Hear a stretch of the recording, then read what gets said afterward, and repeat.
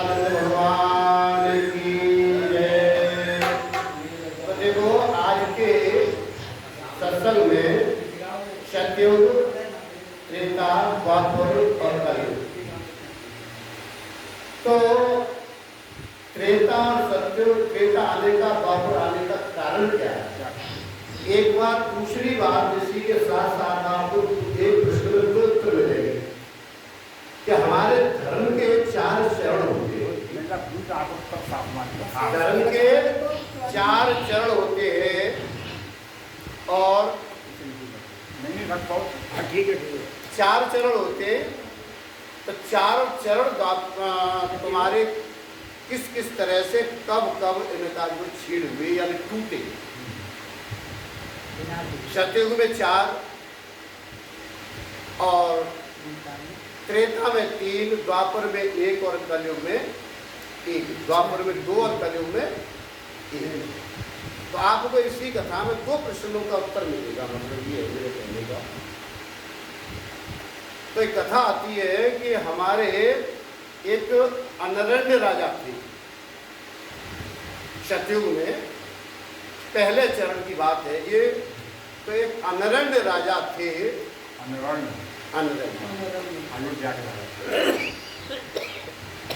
और उनकी 5 पत्नियां थी, 100 पुत्र थे और 1 पुत्री थी।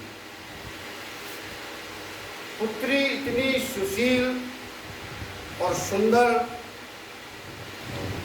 लक्ष्मी स्वरूपा, ऐसे मानो कि लक्ष्मी स्वरूपा थी। एक बार अनरण्य राजा की पुत्री थी तो वो भद्रा नदी पर स्नान करने के लिए गई हुई थी और उनके राजा के जो सैनिक थे वो साथ गए थे। जब वो भद्रा नदी में स्नान कर रही थी वहीं थोड़ी दूर पर पिपलाद ऋषि का आश्रम था। तो पिपलाद ऋषि हमारे उस आश्रम से निकल कर के जा रहे थे। तो नदी में जब वो पुत्री, अनरण्य राजा की जो पुत्री थी उसका नाम पद्माम था। पद्मा पुत्री का नाम था। तो वो स्नान कर रही थी। तो पिपलाद ऋषि ने जब देखा तो पिपलाद ऋषि की कामाशक्ति जागृत हो गई। देख करके उस पुत्री की तरफ उनकी इच्छा हुई कि यह तो लड़की मेरे लिए होना चाहिए। ऐसी उन्हें कामाशक्ति उनके अंदर जाग गई। जब जाग गई तो वो पुत्री अपनी स्नान करके जब अपने महल के लिए निकली तो पीछे पिपलाद ऋषि ने उनके साथियों से पूछा कि भाई ये लड़की किसकी है? उन्होंने बताया कि ऐसे ऐसे अनरण्य राजा हैं, उनकी ये पुत्री है। पिपलाद ऋषि उन्हीं के पीछे आए और अनरण्य राजा के महल पर आ गए। यह कथा हिमाचल को गुरु वशिष्ठ जी सुना रहे थे। हिमाचल को जब शादी के लिए जब हिमाचल मना कर रहे थे कि शादी शंकर के लिए नहीं करूँगा, तब ये वशिष्ठ जी जो है सुना रहे थे कि शादी तो तुमको करनी पड़ेगी। तो यह कथा वहाँ वशिष्ठ जी बता रहे हैं। जब वो आए, अनरण्य ने देखा कि इस संत आए तो उन्होंने बड़े आदर भाव से उनका सत्कार किया, आसन दिया, बिठाया। पूछा महाराज कैसे कष्ट किया? आप मुझे ही सूचित कर देते, नहीं आ जाता। आपने कैसे कष्ट किया? बैठाया। बिठाने के बाद अनरण्य राजा ने पिपलाद ऋषि ने अनरण्य राजा से प्रश्न किया कि आप अपनी पुत्री का विवाह मेरे साथ कर दीजिए। जैसे ही शब्द सुने अनरण्य राजा का होश उड़ गया। पिपलाद ऋषि जर्जर से कमजोर बुजुर्ग जीर्ण थे। ऐसी दशा में और शादी, और फिर इतनी ऐसी स्थिति में अनर राजा बहुत एकदम आक्रोश हुए, बड़ी पछताई की भी मैं क्या करूं, इसका मैं क्या जवाब दूं। ऋषि है, मना करने का भी कुछ हो सकता है, श्राप दे सकते। बड़े चिंतित थे। उसी समय ईश्वर की कृपा से उनके गुरु भी आ गए और उन्होंने गुरु से अपनी सलाह की कि मैं क्या करूं, मैं इस स्थिति में फंस गया हूं, मैं क्या करूं। तब उन्होंने, गुरु ने बताया कि भाई देखो, पिपला ऋषि है, मुनि है, शादी तो तुम्हें करनी है, इससे बेहतर ये कि तुम शादी करने में भलाई है, आप शादी कर दीजिए। और अपने घर बच्चों से भी सलाह दी, पर उस स्थिति को जान करके कि मना करने में भी ये श्राप दे सकते हैं, और इससे बेहतर भी यही है कि शादी करना ही उचित है। शराब की बीमारी ज़्यादा है सबसे ज़्यादा। हाँ, अब उन्होंने शादी कर दी पिपला ऋषि के साथ। पिपला ऋषि उस कन्या को लेकर के अपने आश्रम पर आई। इधर अनरण्य राजा शंकर के भक्त थे। उन्होंने इस विषय में जान करके और उन्हें अपना राज्य काज अपने बड़े पुत्र को सौंप करके और अपने जंगल में रवाना हुए। जब जंगल में चले गए, इधर पत्नियों ने कहा कि फिर हम कहाँ रहेंगे। साथ में पत्नियां भी उनके साथ ही चली गई और जंगल में जाकर अपनी भक्ति पूर्वक की भावना से अपना उन्होंने शरीर वही पूरा कर दिया।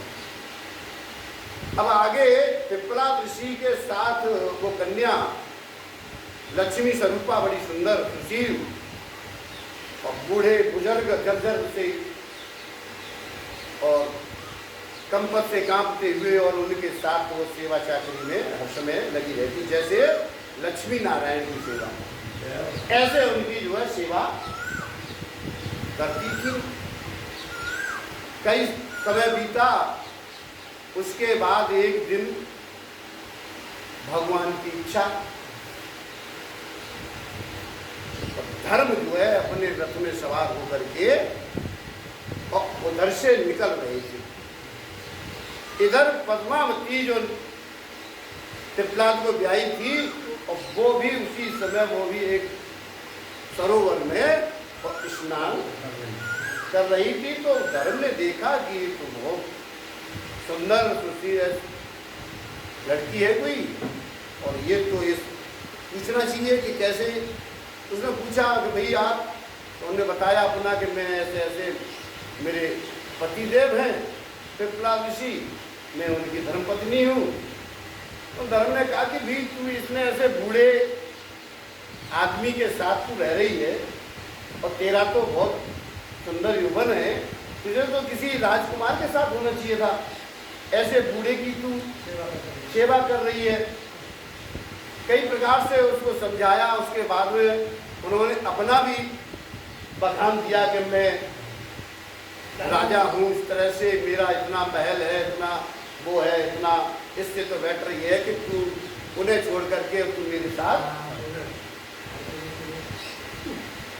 पद्मावती बोली कि भाई तुम कोई भी हो, मेरे तो पति नहीं, मेरे तो परमेश्वर है, वही मेरे तो भगवान है, वही मेरे पतिदेव है, जैसे भी है वैसे अच्छे हैं, ऐसी बातें मेरे सामने मत कर।